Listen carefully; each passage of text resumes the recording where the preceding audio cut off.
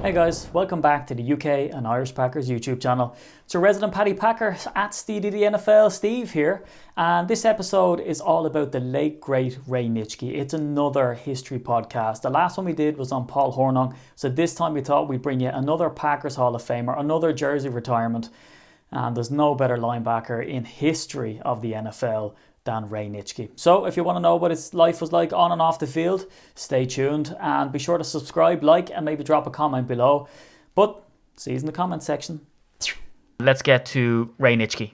I wanted to sort of get back to the usual history podcast off-season stuff, and I'm hoping to do that for you and talk about Ray Nitschke, mostly because he's kind of a hero of mine and he's a throwback to when you could hit hard in the NFL. But I'm going to bring in a quote that was put up on Lombardi Avenue about a year ago when they talked about Ray Nitschke. They went through some quotes of what players said about him, and one quote in particular that's very important about him.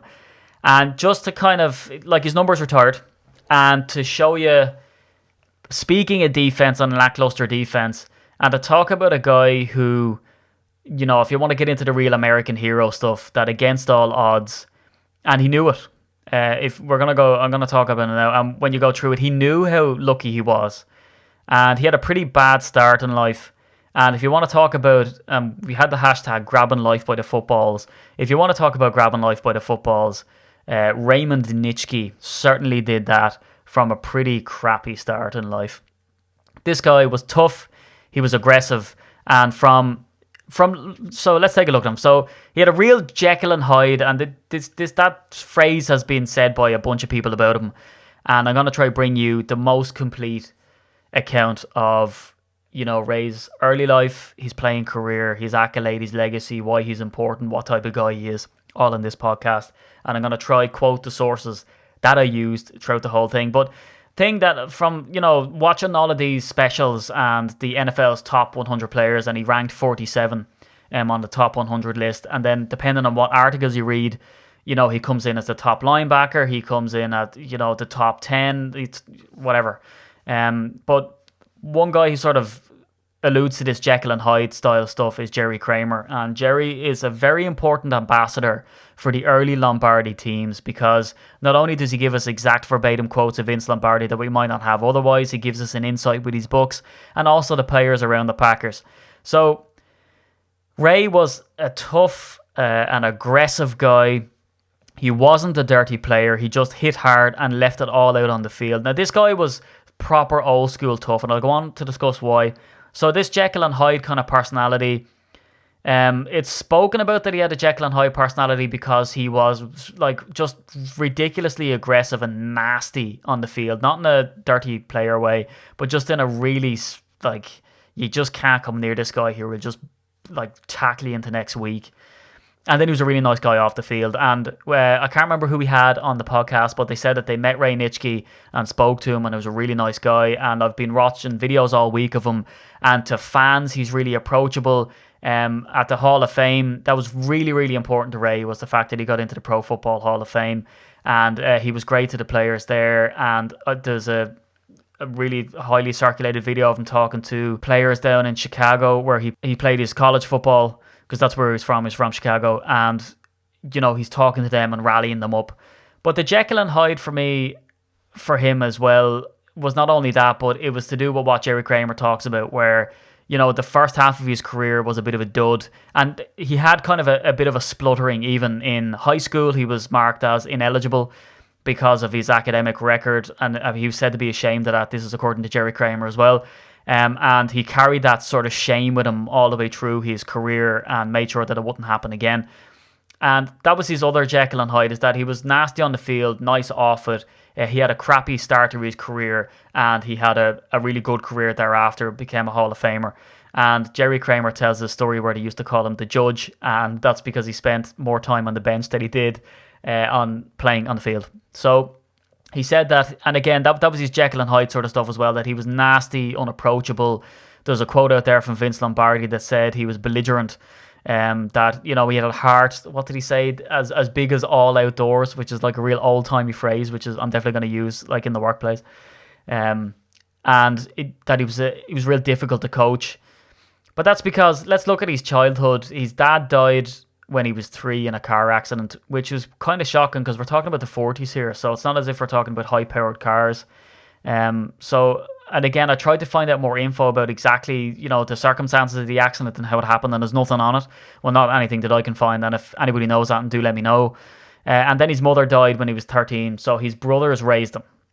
So this is a guy who, and I've watched The Football Life, and they talk about these guys who are raised in the country and down south, and they call these guys country strong, where they're just working on the farms and stuff. And certainly here in Ireland, I've met some lads who were country strong, and I've met some men who were country strong, who were farmers. They're out, I knew one guy, he'd get out in the morning at about 4 or 5 in the morning to do his farming stuff. He'd go off, do his regular job, come back and do farming, and fall into the house at about 7 or 8 o'clock. And I remember asking that guy, I said to him, how do you do it? I mean, how do you do your farming stuff and move cows around and all this type of stuff, and then go out, do your normal job, and then come back, basically double jobbing it, and have very little life, as to what I'd call it, very little fun. And he said that he didn't see farming as a job. He saw it as something enjoyable.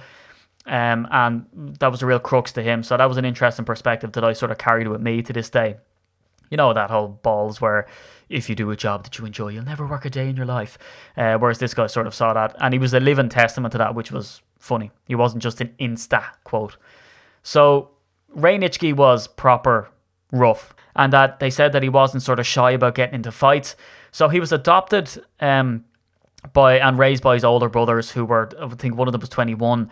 And he was excellent as an athlete, and he seemed to really pour his time into that. So he was a good football player. He played baseball and he played basketball, and he was offered a $3 grand baseball contract with the St. Louis Browns, or St. Louis Browns, instead of going to the University of Illinois. But his brother said to him, don't do that, head off and go to the University of Illinois, where he got a scholarship. And this is another sort of thing from Jerry Kramer. Back then, football wasn't as revered as it is now. So when he went and had a full scholarship to the University of Illinois, he was kind of looked down on for having a football scholarship. And Ray quoted, it was the smartest thing that he ever did. It was going off to the University of Illinois.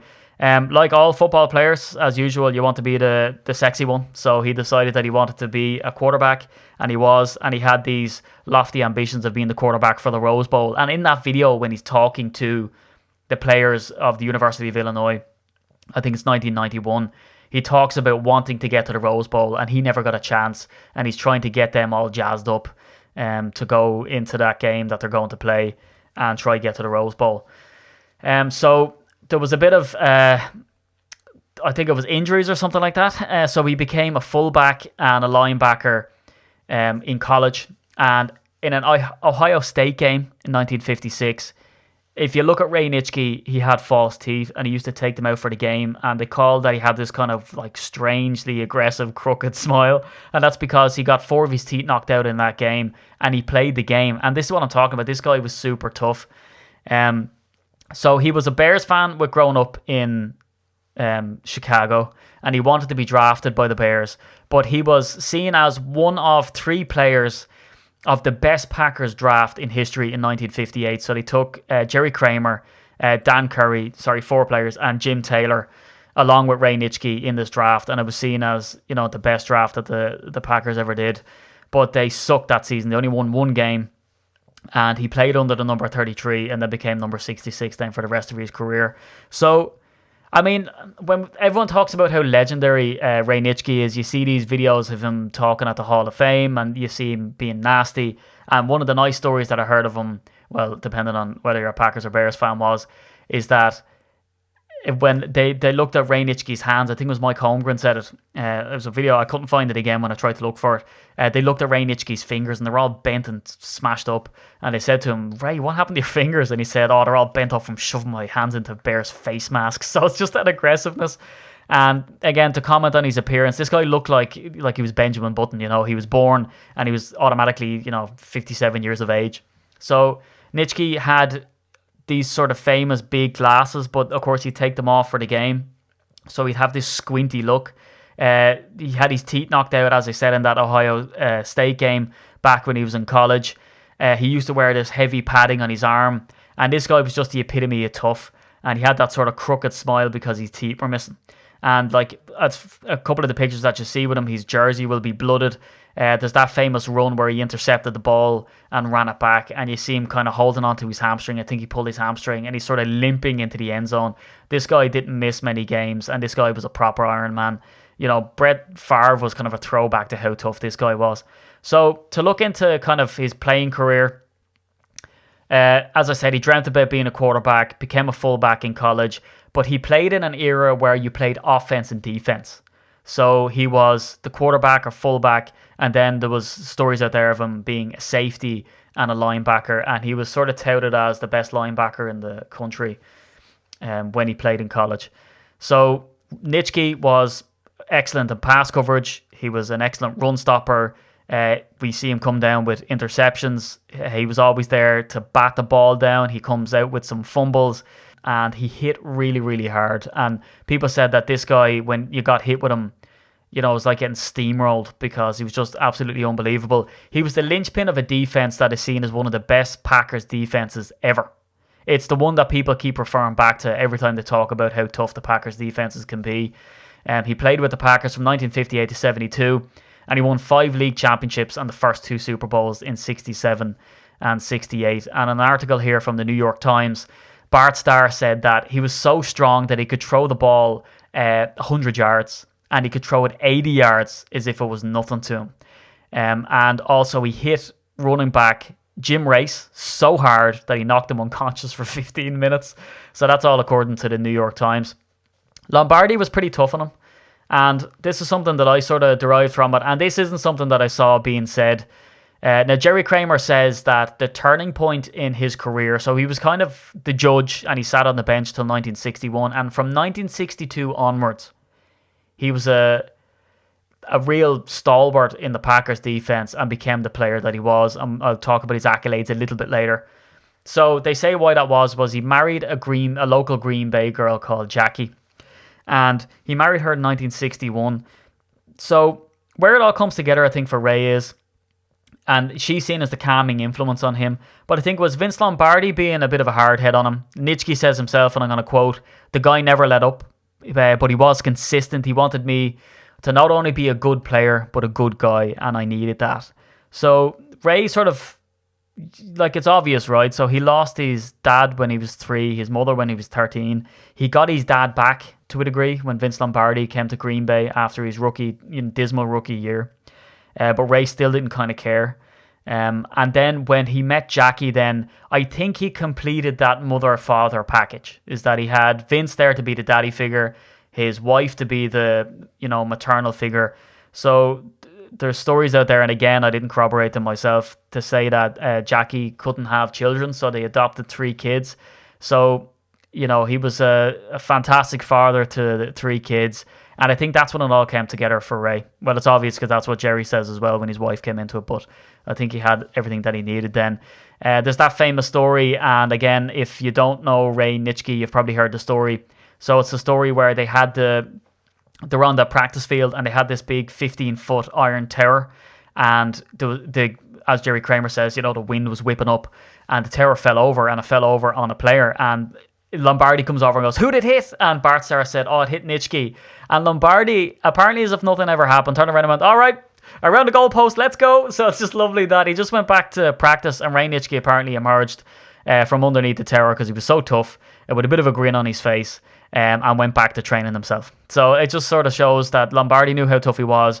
It was nothing to Ray, and a bolt from that tower pierced Ray Nitschke's helmet, and you can still see that helmet to this day in the Packers Hall of Fame. And the Packers Hall of Fame, by the way, is a great place to go if you're going to go to Green Bay.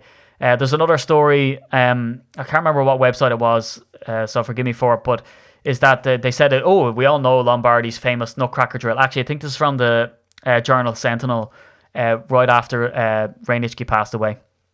He was a heart attack in 1960, when he was 61. Not 1961, because he pretty hard to have a good playing career after you die. So the Nutcracker drill, where they get a rookie, and they get Jim Taylor. So the rookie is the blocker, and Jim Taylor has to try to get by him, and it was Nitschke's turn to try stop him. And the blocker screened Nitschke, and Taylor just ran by him as if it was nothing. So Lombardi come up and said, I was told that you were one of the best linebackers in the NFL, but from watching that, I don't think so, so do it again. And there's the story then that Nitschke picked up the rookie by the shoulder pads and flung him into Taylor and nearly killed the two of them. So Lombardi then looked at it, didn't give him a compliment, and just said, right, let's move on. So that's the kind of hard head that Lombardi was.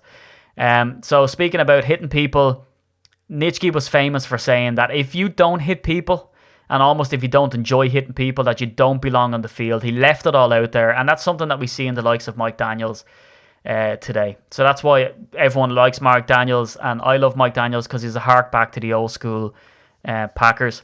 So there's a great story as well about Reggie White talking about Ray Nitschke's intensity. So Ray Nitschke, after he stopped playing, he stayed around Green Bay and he had a holiday home in Florida, but you'd always sort of see him hanging about the Packers teams, and he was unpaid. The Packers never paid him to be ambassador. That's what he loved to do. And so he was around the team and he was around the Hall of Famers, and that's what we see is that he goes down to Canton, and there was a Friday lunch, which they've now named the Ray Nitschke lunch, or luncheon, because it sounds more swish. And Reggie White tells a story that when they were going on their Super Bowl run, he said that Ray Nitschke, Willie Davis and Bart Starr would used to come around. And Nitschke, he said he was really intense, and he'd come over and smack you in the face and say, you can't lose this game. And he said, he's like a coach, but after a while you say, Ray, you have to stop smacking me, because I love that he comes over to a man as big as Reggie White and starts slapping about the place. Because Ray Nitschke says himself, and this is a quote from the Pro Football Hall of Fame, he says, I'm not the biggest guy or the strongest guy either. I have to make up for my lack of size with aggressiveness. I've always learned the best way to play the game is to hit your opponent a little harder than he hits you. It's about self-preservation. So I love that Ray knew he wasn't the biggest guy, but he used to sort of slap people around the place and tell them that, you got to play this game right. So he was deeply appreciative of the game, being an unpaid ambassador for the Packers and the Hall of Fame. And as I said, he used to go down and speak every single year after he was inducted into the Pro Football Hall of Fame, to tell people how lucky they were. And I saw a few quotes from people to say how they were impacted by that. And they said that, they were ready to run through walls after Ray Nitschke would speak to them on that lunch before they were inducted. Now, again, I tried to find out more about this, but I couldn't find anything. The end of his playing career was apparently very grisly. So, you wanted to go out in the blazing glory, but he didn't. So Dan Devine, depending on how you want to pronounce it, he comes in and benches Ray Nitschke for a lot of 1971 and 72 for a guy called Jim Carter. So he played him in the middle. And apparently it was a pretty horrible experience for both Carter having to replace him and also Nitschke, who was an old great. And apparently at the old Milwaukee County Stadium, the fans used to chant, "We want Nitschke," at the games when Carter was struggling. So it was bad for the both of them. According to this article, I think this is the Milwaukee Journal-Sentinel as well, is that he should have played more, but he didn't. But he never came out and publicly gave out and dogged Dan Devine after that, which was good. Accolades, he was inducted into the Pro Football Hall of Fame from 1978, and he was selected as the only linebacker, in fact, in the 50th and 75th anniversary All-Star teams. He was named an All-Pro in 64, 65, and 66, and he got either first or second team All-NFL honors 7 times in an 8-year stretch from 62 to 69. So that was really his heyday. So we see him be named MVP in the title game against the Giants. There's stuff here where he sucks it to Y.A. Tittle in that game against the Giants in Yankee Stadium in 1962, becoming the MVP, and he comes down, I think it was something like 2 interceptions and a fumble, and I think he bats a pass and that gets intercepted as well. So, as I said, all-time linebacker in the NFL, and he was given a few more kind of accolades in Green Bay with the Ray Nitschke Field, which is one of 2 outdoor facilities, and they sort of revamped that and put bleachers in. And also there's the Ray Nitschke Memorial Bridge that goes across the Fox River on Main Street, and that took over from the Main Street Bridge, which was built back in the 20s.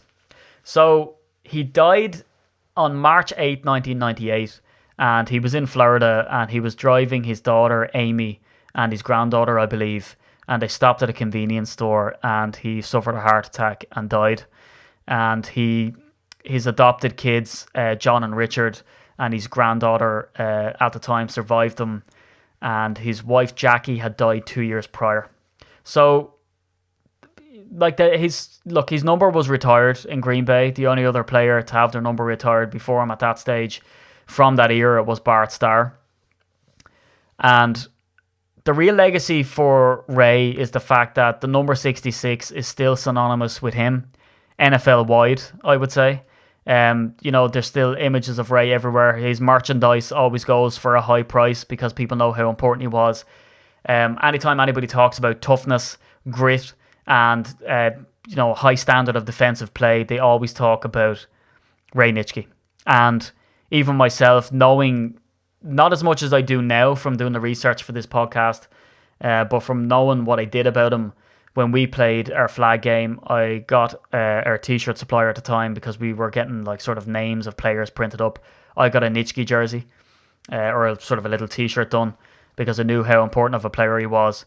And according to a Lombardi Avenue article, and one that was further printed then on Fox, they talked about what other quotes it said from him. So I kind of gleaned this from there. So George Allen said, Nitschke was one of those special players who did things others didn't do. When I was with the Bears, and we named their defense the 47 Nitschke, because it was copied from the way Ray used to play certain situations. So naming defensive play after a player is a pretty high compliment in my book. Bears center Mike Pyle. I can say playing against Ray Nitschke shortened my career dramatically. I had great respect for Nitschke. I thought he was one of the greatest linebackers to play the game. Raymond hit awfully hard, and this is what the quote I was talking about at the top of this piece, but he said he wasn't a dirty player. So this is a guy who got clobbered by him time and time again, but said that he wasn't a dirty player. Mike Ditka said, the toughest guy I ever played against was Ray Nitschke. He was a physical, tough guy and was a great football player. Dave Robinson said, pound for pound, there's never been a linebacker that's come close to Ray Nitschke. So, his peers speak highly of him. All of those inducted into the Pro Football Hall of Fame said that, one of the highlights of them actually being inducted was his speech the night before they got inducted, which is something special. And even young people today know who Ray Nitschke was, one of the absolute all-time greats. Well, guys, there it is. That's Ray Nitschke's life, on and off the field. What an absolute legend he was. If you enjoyed this history podcast and you want to see more, make sure you subscribe to the YouTube channel. Hit that bell also, which will give you a notification when we upload one. And also leave a comment below, hit us a like. And also, why not follow us on social media, which is at UK Packers on Instagram, Facebook and Twitter. And of course, I've been your host, the Paddy Packer, Steve at SteedyTheNFL. And until next time, see you then.